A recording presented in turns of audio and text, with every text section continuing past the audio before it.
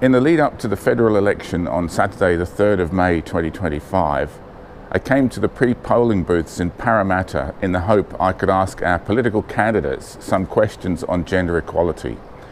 I met Andrew Charlton MP, who is a member of the Labor Party and our officially elected representative for the seat of Parramatta to the federal government of Australia. Andrew was subsequently re-elected as our federal representative. I contacted Andrew's office prior to the election. I confronted Andrew at the pre-polling booth and left my contact details. I contacted Andrew's office again after the election.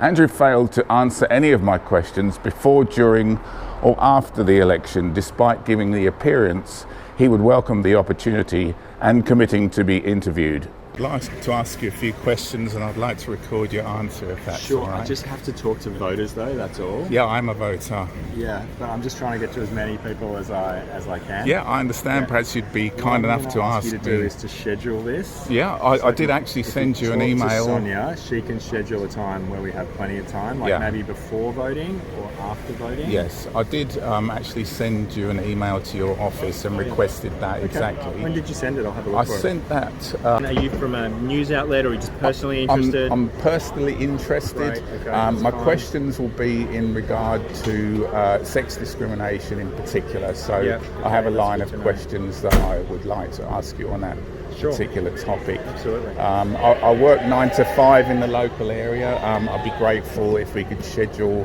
a meeting, say early in the morning or later in the afternoon. Yeah. But undoubtedly there'll be questions that you haven't heard before. Sure. So it's about sex discrimination, and I'll take the opposite perspective on the standard questions that we've been asked. So you might want to think about how gender equality applies to men, for instance. Yeah. So that will be the line of questioning. Okay, I'm just gonna get back to David here. Yeah.